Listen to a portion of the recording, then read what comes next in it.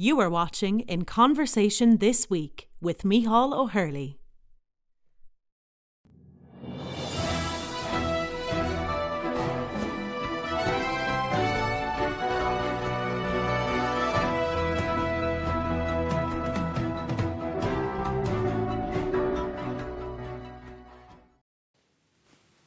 Dear friends, I'm glad to welcome all of you at today's briefing. We have 220 journalists with us from Asia, Africa, Europe, Latin America, North America. I'm grateful for your interest in Ukraine and in the information that we are about to share with you. I will take this opportunity to answer three most important questions regarding the current situation. First, how did we get here? Second, where we are now? And third, what can be done? Let's start with the first one. How did we get here? Some international media coverage today misses an important point. Russia already attacked Ukraine. 8 years ago, at the end of February 2014, President Putin ordered Russian troops to enter Crimea, and then Russia launched a war in Ukraine's eastern region of the Donbas. This was an unprovoked and unjustified act of aggression of one state against another. In 2013, Ukraine was on its way to sign the association agreement with the European Union in order to deepen mutually beneficial trade as well as economical and political integration. This agreement had been long in the works. However, Russian President Vladimir Putin forced then President of Ukraine Viktor Yanukovych to make a last-moment U-turn and refuse to sign the agreement, effectively reversing a long-established EU integration policy against the will of the Ukrainian public opinion. This decision led to a nationwide popular protest and a brutal use of force against protesters in Kyiv, after which Yanukovych fled the country and hid in Russia. It's important to mention here that the protesters did not take over neither the building of the government, nor the presidential administration, nor the parliament of Ukraine. Therefore, the Russian myth of coup d'etat in Ukraine is a fake. What happened instead is that the legitimate parliament of Ukraine voted by an overwhelming majority of elected representatives to appoint new presidential elections because the sitting president fled the country. In 3 months, Ukrainians elected a new president in a fair and transparent manner. President Putin seized the opportunity of our country being weak and disoriented and ordered his military to seize Crimea, and he launched the war in Donbas. Russian officials take lengths to talk about a mythical NATO threat to Russia and justify their expansionism with illegitimate demands that Ukraine should not be allowed to become a member of NATO. I want to remind everyone that when Russia invaded Crimea and launched its war in Donbas in 2014, Ukraine was a neutral country, both in reality and by the law. In 2010, Ukraine passed a law clearly stating that it was a non-aligned country that had no intention of joining any military alliance. There was no nationwide public discussion of NATO membership at that time. The Euromaidan protests centered not on the military alliance but on economic and political integration with the EU.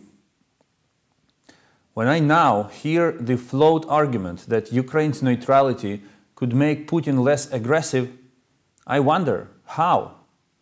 It did not stop him from attacking us in 2014, so it is hard to see why it would stop him now. Now, let's instead turn to the second question. Where are we?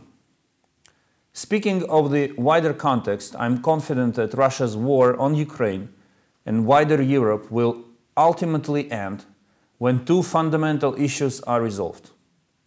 First, the West should turn from reactive to proactive strategies when dealing with Russia. Putin and his associates keep demanding everyone to explain, I quote, how partners understand their obligation not to strengthen their own security at the expense of the security of other states. End of quote. This is demanded by Russia, a country that invaded Georgia and occupies part of its land, a country which invaded Ukraine and occupied Crimea and Donbass, killed over 14,000 people in Ukraine, continues cyber attacks against other countries and disinformation campaigns and extrajudicial killings in NATO and EU countries. So in fact, it's the West that should be asking Russia such questions. When will Russia explain to all of us how Euro-Atlantic security will be guaranteed and secured from Russian expansionism? I insist that Russia cannot guarantee its security at the expense of the security of Ukraine and other countries. Second, ambiguity on Ukraine's role as an indivisible part of the West has to be put to an end. The Ukrainian people chose this course and defended it at a high price. We are historically, politically, and culturally a part of the West. It is time to end harmful ambiguity which serves as a temptation for the Kremlin to continue its attempts to undermine Ukraine or reverse its course against the will of the Ukrainian people. Furthermore, it is in the strategic interest of the West itself to institutionalize Ukraine as its indivisible part. Ukraine is a valuable partner that contributes to security, peace, prosperity, and stability in wider Europe. Now, let's turn to the current situation and answer the third question: what can be done? In order to answer it, we have to look at what happened last spring.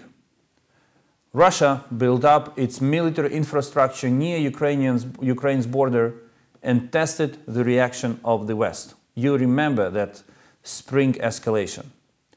Then it announced it ended the exercises, but the infrastructure largely remained in place. It was on a standby mode until November last year, when Russia rolled out additional military infrastructure and brought more troops near the Ukrainian border and in our temporarily occupied territories. Russia has never explained the reason for such actions except saying that it can move forces freely around its territory. And this inability to explain their actions is because there is no real reason for them and have never been one, except Russia putting pressure on Ukraine and wider Euro-Atlantic space, threatening a new war during a still raging pandemic and putting forward bizarre and illegitimate ultimatums. Let me be clear, Ukraine is preparing itself for all possible scenarios. We do not underestimate the threat, nor will we allow Russia to destabilize Ukraine by sowing panic. Despite Russian statements on some kind of limited withdrawal, which we saw a few days ago, we cannot confirm any real decrease in the number of troops. At this moment, by assessment of Ukraine and its partners, this number and composition of forces is not sufficient for a full-scale invasion. However, we keep vigilant, we keep monitoring further dynamics. I want to reiterate, Ukraine calls on Russia to withdraw the troops it amassed near our border, bring them back to their bases, stop intimidating Ukraine and the wider Euro-Atlantic community, and address all issues at the negotiating table only. Here, I would like to specifically stress that Ukraine and our partners including the United States, have no difference in assessing risks of current Russian escalation. The tone of voice of our messages may sound different, but the actual assessment is the same. Everything is possible, and we should be preparing for every possible scenario. I am grateful to all Ukraine's partners for the broad support they extended to strengthen Ukraine politically, militarily, and economically. I am especially grateful to the United States for the largest military aid in history provided to bolster Ukraine's defenses. I remind that we need defensive weapons in order to strengthen diplomatic efforts, and the stronger Ukraine is, the less risks we will need to use these weapons. Every country that is helping Ukraine these days on 3 tracks: on communicating the inadmissibility of the war with Ukraine to Russia, the design of the sanction package, and the supply of military weapons, is worth being thanked for these efforts and for this exercise. This is really important, and not only the government, but also the people of Ukraine appreciate that you stand by us under current circumstances. Ukraine is ready to meet with Russia in any format of negotiations to seek diplomatic solutions to the 8 years long Russian-Ukrainian armed conflict. We have never been hiding from negotiations. On the contrary, we have been working hard for years within the Normandy format with Germany and France as mediators to seek diplomatic solutions. I welcome the format's recent revitalization in Paris and look forward to Russia's finally showing constructive willingness to pursue diplomacy and finally agreeing to organize a new meeting of the Normandy format leaders.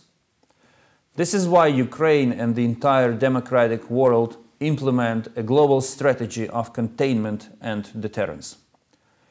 We didn't know what the Russian leadership is up to. We don't know what the Russian leadership is up to, but we worked tirelessly with partners to ensure unity of the broad international coalition in support of Ukraine, in order to reduce security risks and implement strong deterrence measures.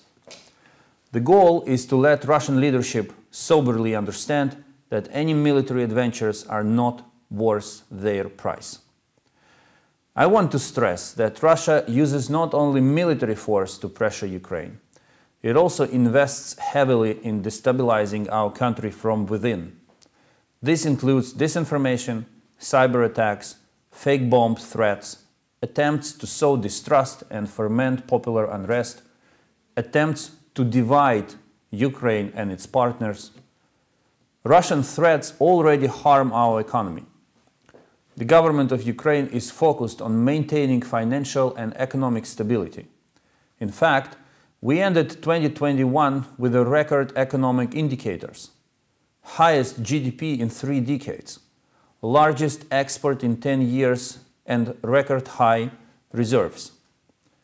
Ukraine has implemented thousands of crucial reforms since 2014, which made our economy stronger, reduced corruption, and elevated the overall resilience. We will not let Russia spoil these achievements. What happens around Ukraine matters not only to Ukraine. Russia's real aims go far beyond our country.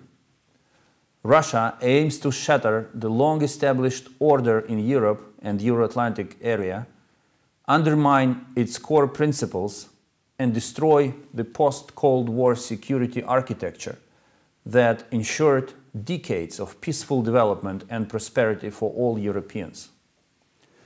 A failure of the West in Ukraine will send a message across the globe that the West is incapable of defending its core principles and thus incapable of defending itself. This is why Ukraine, together with our partners and allies, is implementing a global strategy aimed at preserving peace and deterring Russia. This strategy consists of 3 main elements. First, a comprehensive deterrence package. Back in November, we reached out to partners with an initiative to put together a package of measures which can effectively change our calculations in Kremlin and demotivate it from further aggression. It includes active diplomacy, a number of painful sanctions, and deepened military technical cooperation to make Ukraine stronger. I'm glad that the idea of the package is already being implemented. Active diplomacy works and holds Russia on the diplomatic track. Some very concrete and painful economic measures are already at the table. Ukraine already gets significant strengthening from its partners. Again, the stronger Ukraine is, the lower are risks of further Russian aggression. The more defensive weapons we get today, the less likely we will need to use them. Strengthening Ukraine today is an investment in the overall Euro-Atlantic security. Second element of the strategy is an intensive stream of high-level visits to Ukraine. Last year, I asked partners to visit us in January and February 2022. Constant presence of top officials in Ukraine demonstrates international support for our country and significantly reduces risks of further escalation. Third element of the strategy is what we call network diplomacy. You may recall that during the Cold War, shuttle diplomacy helped reduce tensions and avert war. What helps us today is network diplomacy, meaning intense coordination of positions before and after all contacts with Russia. Network diplomacy maintains unity and ensures Russia hears the same messages from all partners. The main message is Russia de-escalate now or face severe consequences.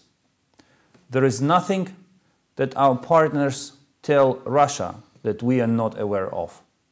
There is nothing that Russia tells our partners on Ukraine that we are not aware of. And this is one of the principles of the network diplomacy. This approach can strengthen the unity of Ukraine and its partners and help avert a new escalation. To conclude with, I would like to once again make it clear. Despite various Russian fakes, Ukraine does not plan any offensive operations or provocations. We have never attacked anyone, and we do not plan to attack anyone. Russia is the aggressor in Ukraine, and Russia is a party to the conflict, not a mediator. The only responsible way forward is diplomacy, and the only effective strategy to make Russia prioritize diplomacy is deterrence. What is reassuring, though, is that we already see that diplomacy is working. Remember how many dates for possible Russian invasion have already been named in the previous weeks and months. At first, December was discussed, then early January, then late January. Now we are at the beginning of February, and diplomatic efforts continue. This doesn't mean that we have to relax and believe that the worst-case scenario is avoided. But this should give all of us confidence that we can be efficient in deterring Russia. To conclude with, today we have three collective strengths: our unity, our calmness, and our resolve. Let's hold on to our strength and let no one weaken us. Now I'm ready to answer your questions. Boyce from Al Jazeera. I hope you hear me. James Boyce, Al Jazeera.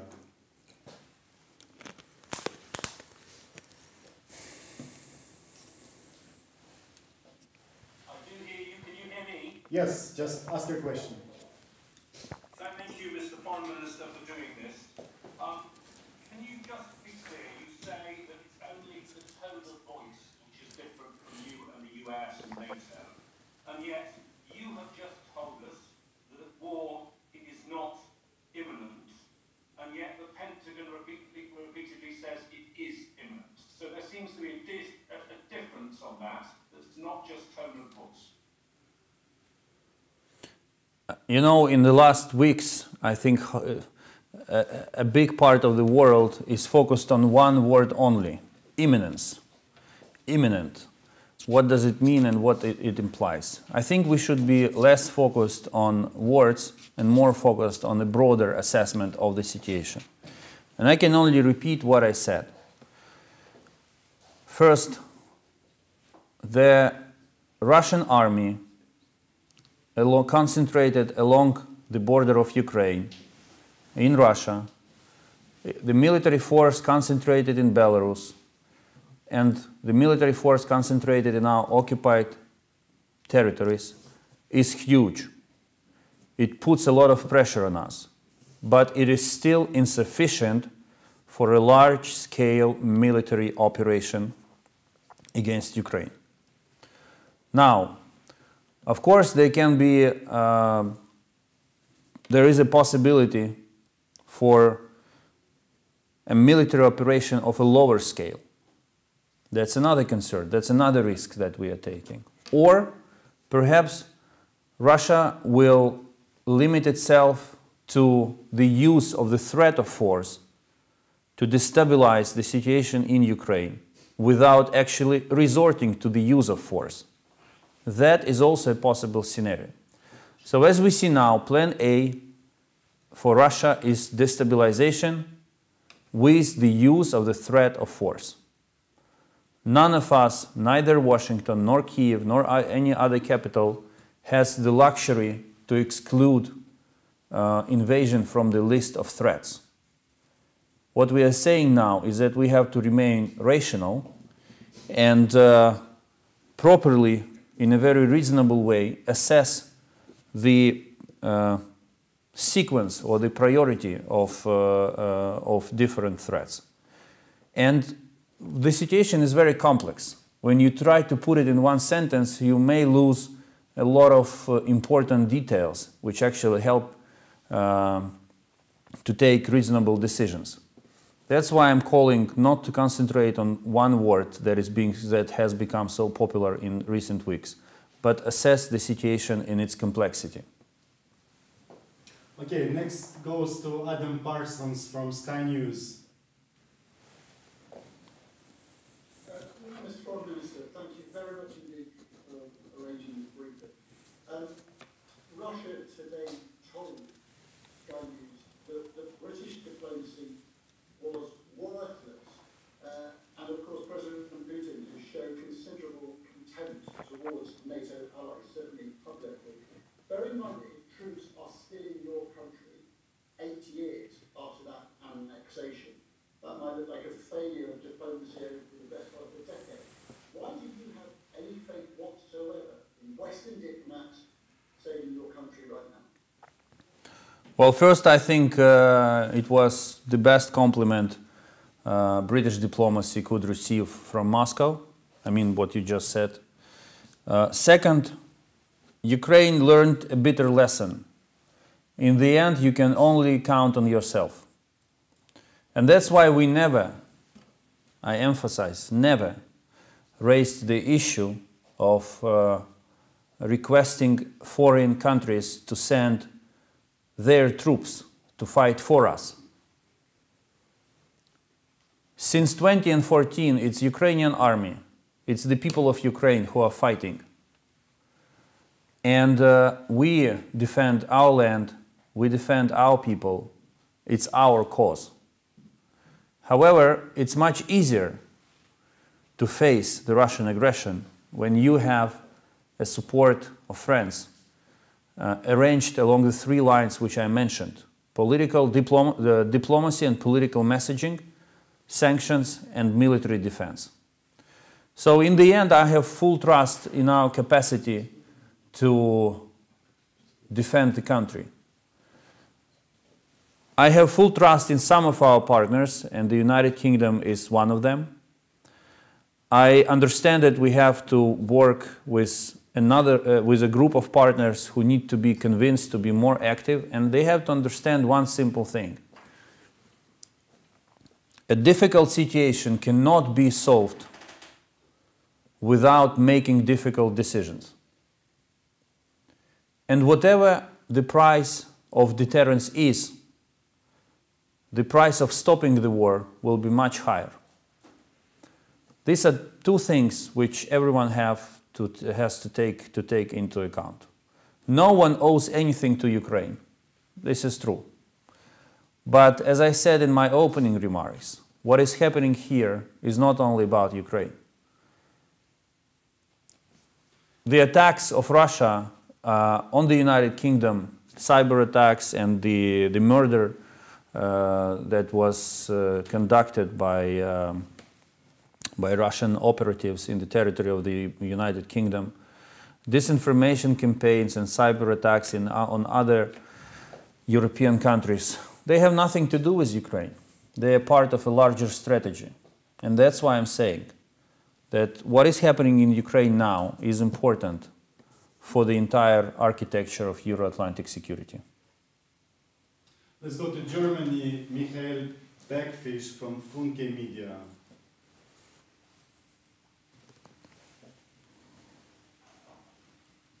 Yes. Hello, can you hear me? Yes. Yes. Foreign Minister, a Spanish newspaper, El País, has published an article today, and they were talking about an offer of the United States to Russia, no combat troops stationed based in Ukraine, and no offensive missile systems, provided that Russia accepts this as a condition. Would such a scenario be acceptable to your government?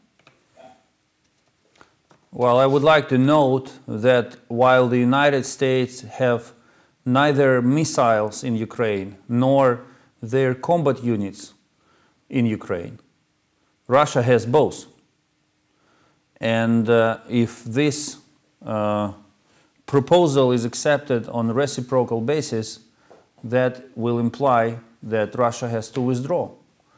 So no, we have no objections against the idea of Russia withdrawing its forces, its personnel and weapons from the territory of Ukraine. Let's go to Italy. Francesco Semprini, La Stampa.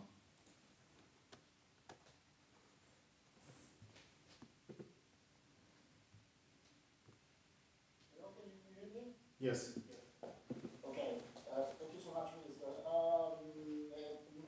Italy's Prime Minister Mario Draghi had just a call with President Vladimir Putin and also President Macron. Do you think that Italy and Europe are doing enough to prevent the war? And I have another question, if I may. If it helps to the de-escalation, would the Ukrainian government be ready to re-evaluate the implementation of the Minsk agreements? Well, the best European Union and its member states can do now can be boiled down to three things. First, stay firm and united on the issue of inadmissibility of Russian ultimatums and demands. Second, finalize the list of sanctions that you are ready to impose in case of the Russian military escalation, and make it available for the Russians, so that they can really, for everyone, so that that the Russians can see what awaits for them. Because for the time being, we hear discussions about the severity of sanctions, but it's time to go into specifics. Otherwise, Russia may think that this is just about bluffing. And the third element is, of course, to help Ukraine strengthen its defense and in particular, cyber capabilities. Every country can choose what is the most appropriate way to help Ukraine with. Some may transfer weapons. Others can focus on ammunition, but the most important thing is that everyone demonstrates a political will to strengthen Ukraine's defense. When it comes to the implementation of Minsk agreements, I think the question should be put differently. When will Russia finally start implementation of Minsk agreements? Why do we always hear these messages that Ukraine has to do something? It's not us who attacked. It's not us who put on hold the work of the trilateral contact group. It's not us who refuses to meet in the Normandy format at the level of leaders and foreign ministers. It's all Russia. So why don't we adopt a more realistic and factual approach and start speaking about what Russia has to do, instead of, again, demanding from Ukraine to do something? I will remind you that back in November 2019, 4 leaders of the Normandy format sat down together in Paris for the summit. And they walked out of the room with a document, the conclusions. These conclusions, they had commitments for Ukraine and commitments for Russia. Since then, Ukraine implemented all items from the list. Russia, none. So I reiterate that Ukraine is ready for a constructive discussion in both Normandy format and in the trilateral contact group. We want to resolve this conflict. We diplomatically and peacefully, we are ready to move forward. But it's Russia who has to make the first step. Okay, now let's go beyond Europe. Next one goes to Amikai Stein from Israel, Ken YB.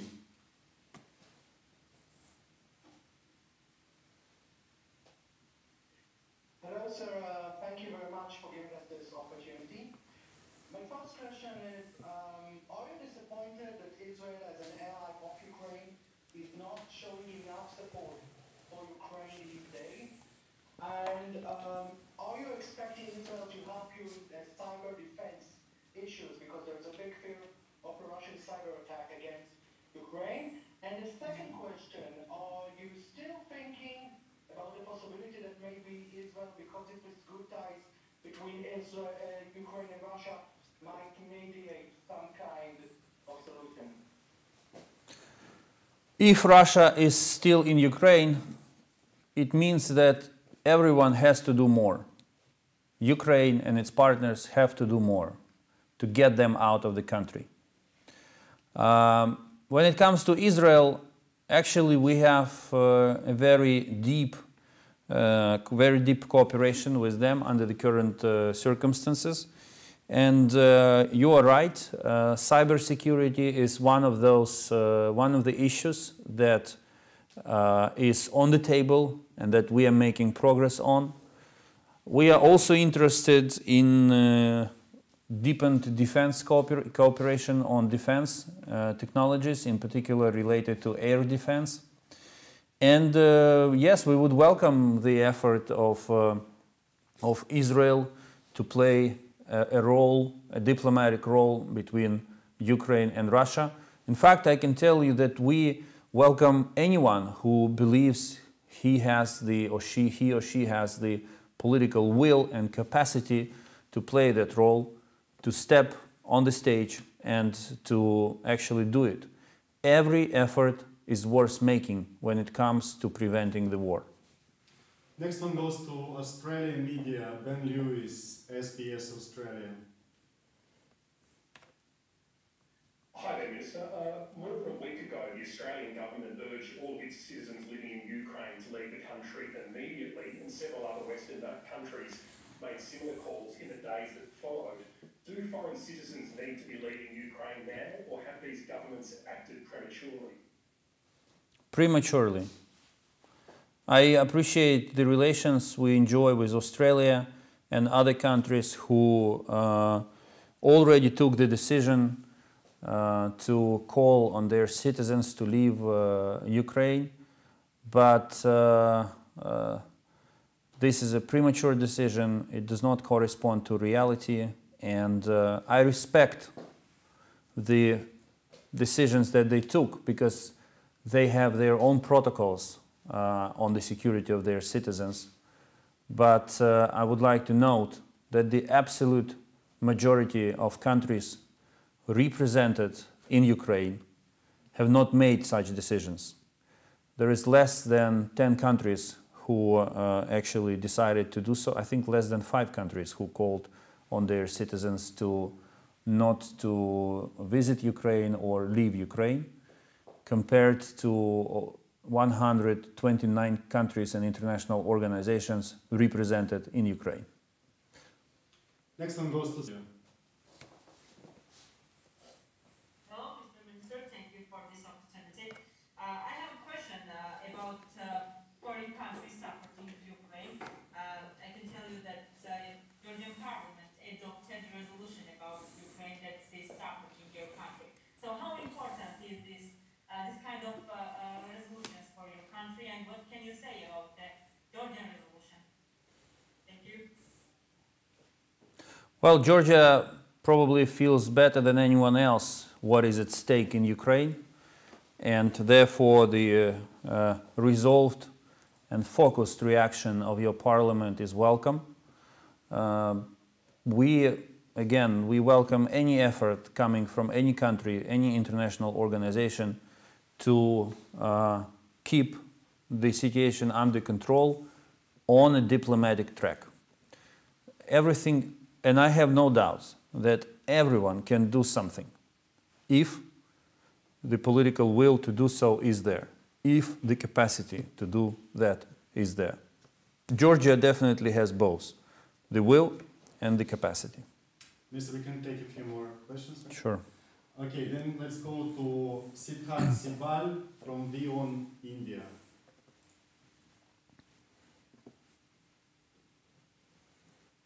Amy and Siddharth from Beyond India. I have two questions. First, where do you see India's stance when it comes to the situation in Ukraine? India has close ties with your country, with Russia and Washington. Do you see New Delhi's role when it comes to pacifying the situation? My second. In a very clear manner to Russia the following. Ukraine is a friend and a partner of India, and India will find any attempt of Russia to solve the current crisis by military means or to continue destabilizing Ukraine from inside unacceptable. If Russia hears that from Indian government, that would be a very strong message of support, and it will make an impact. When it comes to students, Indian students in Ukraine, first we are happy to receive all your compatriots.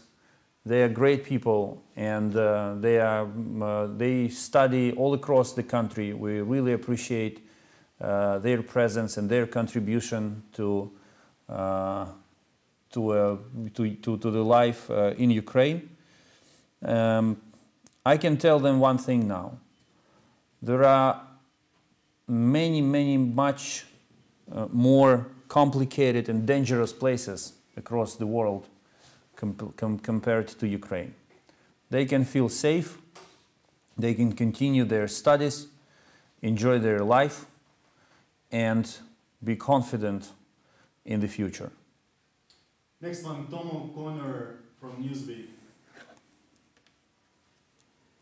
Hi, can you hear me? Yes. Hi, thank you very much, Mr. Foreign Minister, for holding this. I want to jump on some of the questions I know that have been answered regarding the difference in the messaging coming from the West and coming from Ukraine regarding the level of imminent threats. And I want to go a little bit past that and ask what you think the reasoning is for the Western countries, we talk specifically about the U.S., for sort of hyping up this threat. We heard what Vladimir Putin said, I believe just yesterday, that he felt the U.S. was trying to lure him into a conflict. Now, I imagine you wouldn't agree with that, but what is your assessment of that? I think it's a completely perverted logic to think that the US is trying to pull Russia into the conflict, or that Ukraine is trying to do so. We definitely want to avoid any military conflict, and we share that goal with the United States. Now, we appreciate the fact. Let me get back to where it all began. Last spring, It was Ukraine who started ringing the bell, who put everyone on alert, saying Russia is concentrating its troops along the border. We don't know what their intention is, but this is an unprecedented concentration. It's taking place. It poses a threat, a real threat. Last autumn, it was the United States who were the first to share with us the information they possessed and the first to ring the bell and say the same thing. Russia is concentrated again, is concentrating its forces again. It's reinforcing what it had already built last spring. And I appreciate the role of the United States in sharing this information at a very early stage and allowing a very prompt and allowing others to assess that information and prepare for possible scenarios. Now, I also appreciate the role the United States are playing in mobilizing the international support for Ukraine and mobilizing efforts, diplomatic efforts, to prevent the worst case scenario from happening. We will never forget their contribution to the formation of the deterrence package that I spoke about. Again, everyone is focused now on one word: imminence. I have experts who are sending me translations from vocabularies with different meaning of this word, trying to convince me in one thing or another. The only beneficiary of this discussion is the Russian Federation that wants to sow divisions among us. There are no divisions between me and Secretary Blinken, between President Zelensky and President Biden. We understand one thing: everything, every possible scenario should be taken seriously. And that's what we are doing. Everything else is about interpretations and the tone of voice needed to address specific audiences. Now, Lucia Chirki from Swiss SRF. Yeah, hi, thank you very much, dear Ms. Minister, that you're taking my question into consideration. I would like to talk about people, because I have the impression that we're talking about, the imminence of war, as you said, and that people might get a little bit lost in this discussion. But let's talk about the regions, Donetsk and Luhansk. You said in an interview with a Polish newspaper that has been published yesterday, talking about the future status of those two regions, that no region of Ukraine will get a special status that includes a veto power. Could you explain briefly what kind of future you see for those two regions and what kind of status you are actually suggesting, and in how far your suggestion differs from what has been written in the second Minsk agreement? Thank you very much. The Russian version of the future status of these two, these are not regions, okay? These are certain districts of Donetsk and Lugansk regions. So the Russian version of their future is that they will be reintegrated into Ukraine as separate entities with the right to veto any decision taken at the national level related to the strategic development, to the direction of the strategic development of Ukraine. This is not going to happen. Never. Second, there is Minsk agreements which stipulate that these territories should be granted special status as part of the decentralization reform that is being implemented by Ukraine. So, We are ready to proceed along the lines of Minsk agreements, but we will never accept the Russian implementation of the Minsk agreements. Once again, I want to, I've been in this for 8 years, and since the very first day, I hear one thing: Ukraine should do something. And in the beginning, we followed this logic. We heard requests like this: do something, make a concession so that Russia becomes more peaceful and more constructive.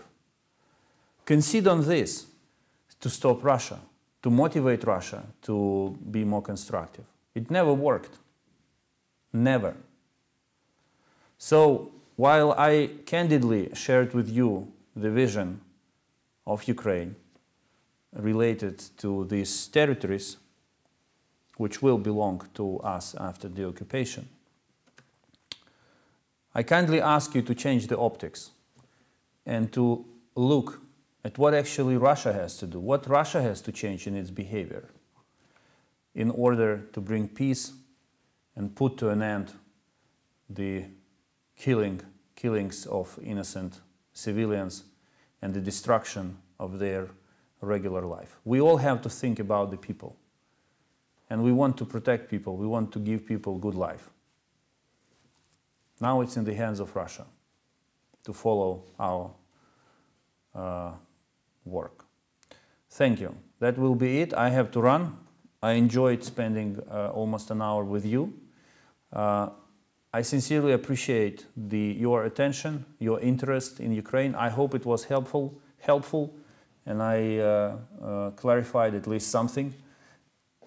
Again, we have to remain vigilant. We never underestimated the Russian threat. Ukraine understands that every scenario is possible.